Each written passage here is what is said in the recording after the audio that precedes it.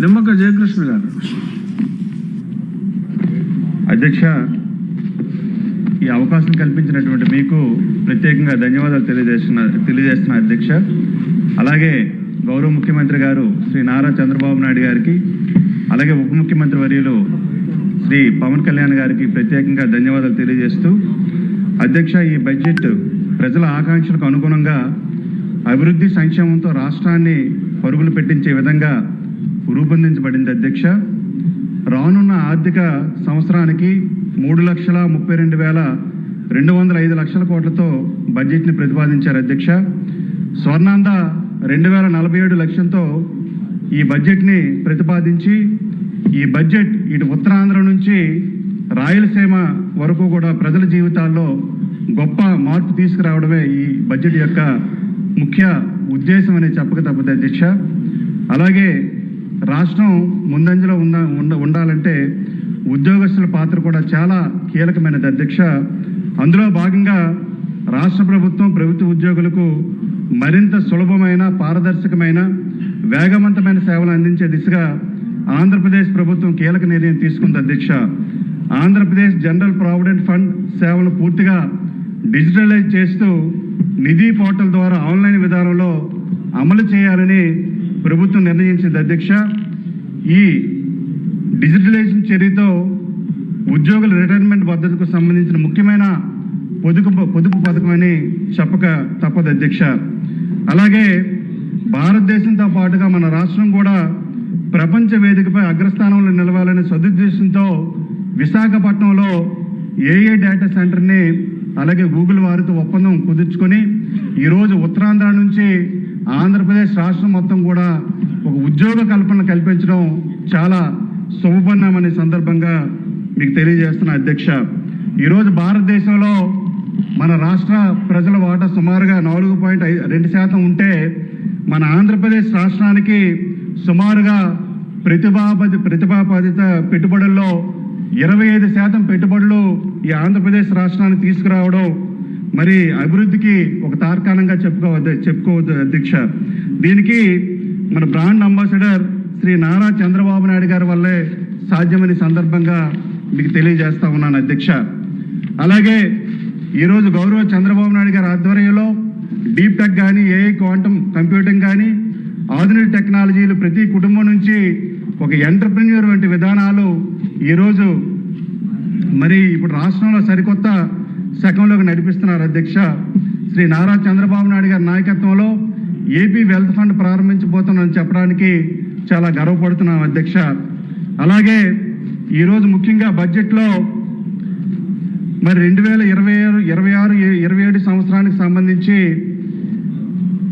మరి తూర్పు కోస్తా పారిశ్రామిక కారిడార్ కానీ, అలాగే పర్యాటక కేంద్రాల అభివృద్ధి కానీ, రాయలసీమ గ్లోబల్ హార్టికల్చర్ హబ్ కానీ ఇవన్నీ కూడా శరవేగంగా రూపుదిద్దుకుంటుంది అధ్యక్ష.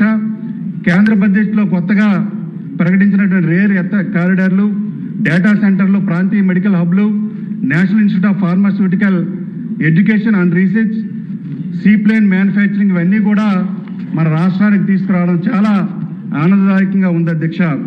అలాగే విజన్ స్వర్ణాంధ్ర 2047 అమలుకి ప్రాంతీయ ఆకాంక్షలు నెరవేర్చేందుకు మన ప్రభుత్వం ప్రాంతీయ అభివృద్ధి విధానాన్ని తీసుకురావడం చాలా సంతోషంగా ఉంది అధ్యక్ష. విశాఖపట్నం, అమరావతి, తిరుపతి రీజియన్లను రాష్ట్రానికి కీలకమైన గ్రోత్ ఇంజిన్లుగా గుర్తించింది అధ్యక్ష. అలాగే నీతి ఆయోగ్తో కలిసి విశాఖపట్నం ఎకనమిక్ మాస్టర్ ప్లాన్ తయారు చేయడం జరిగింది అధ్యక్ష. శ్రీకాకుళం, పార్వతీపురం, మన్యం, విజయనగరం, విశాఖపట్నం, అలాగే అల్లూరు సీతారామరాజు, అనకాపల్లి, పోలవరం, కాకినాడ, తూర్పుగోదావరి, డాక్టర్ బిఆర్ అంబేద్కర్ కోనసీమ జిల్లాలు దీని పరిధిలోకి తీసుకురావడం చాలా ఆనందంగా ఉంది అధ్యక్ష. అలాగే ఈరోజు జనవరుల శాఖ తీసుకుంటే సుమారుగా 18,224 కోట్ల రూపాయలని బడ్జెట్లో కేటాయించడం చాలా ఆనందంగా ఉంది అధ్యక్ష. అయితే ఈరోజు జనవరుల శాఖ సంబంధించి ఈరోజు మా పాలకొండ నియోజకవర్గంలో సుమారుగా చాలా ఏళ్లుగా పెండింగ్గా ఉన్నటువంటి తోటపల్లి లెఫ్ట్ ఇరిగేషన్ కెనాల్ని ఆధునీకరించమని ఈ సభ ద్వారా గౌరవ మంత్రి గారికి కూడా నేను తెలియజేస్తా ఉన్నాను అధ్యక్ష. మరి గౌరవ ఉప ముఖ్యమంత్రి గారు పవన్ కళ్యాణ్ గారి విశ్వసనీయ భాగస్వామి విధానం వల్లనే, అలాగే గౌరవ ముఖ్యమంత్రి గారు ఈజ్ ఆఫ్ డూయింగ్ బిజినెస్ అలాగే గురించి మాట్లాడే వాళ్ళం. ఇప్పుడు స్పీడ్ ఆఫ్ డూయింగ్ బిజినెస్ గురించి మనం చెప్పుకోవడం చాలా గర్వంగా ఉంది అధ్యక్ష. అలాగే అన్నదాత సుఖీభావ పిఎం కిసాన్ పథకం కింద 2025-26 ఆర్థిక సంవత్సరంలో 46.86 లక్షల రైతు కుటుంబాలకు 20,000 రూపాయలు చొప్పున పెంచిన ఆర్థిక సహాయాన్ని అందిస్తూ మొత్తం 6,600 కోట్ల రూపాయల్ని విడుదల చేయడం చాలా మరి గర్వించదగ్గ విషయం అధ్యక్ష.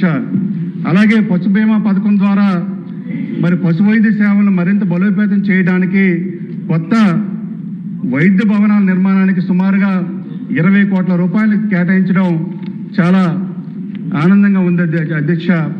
అలాగే మత్స్యకార సేవల పథకం ద్వారా సుమారుగా 10,000 ఆర్థిక సహాయాన్ని అందిస్తూ 10,000 నుండి 20,000 రూపాయలకు పెంచి సుమారుగా 1.2 లక్షల మత్స్యకార కుటుంబాలు లాభం పొందడం చాలా ఆనందంగా ఉంది అధ్యక్ష. అలాగే వ్యవసాయ మరియు అనుబంధ రంగాలకి 13,598 కోట్ల రూపాయలు కేటాయించడం చాలా గర్వించదగ్గ విషయం అధ్యక్ష. దీనికి గౌరవ ముఖ్యమంత్రి గారికి అలాగే ఆర్థిక శాఖ మంత్రి గారు పయ్యావుల కేశవ్ గారికి ప్రత్యేకంగా ధన్యవాదాలు తెలియజేస్తున్నాం అధ్యక్ష.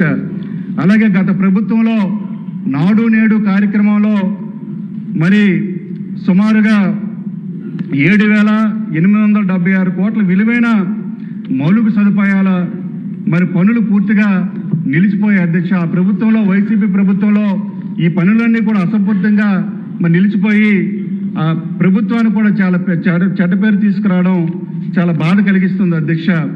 అలాగే learn of excellence in Andhra Pradesh కింద కేజీ టు పీజీ విద్యా సంస్కరణలు తీసుకురావడం చాలా ఆనందంగా ఉంది అధ్యక్ష.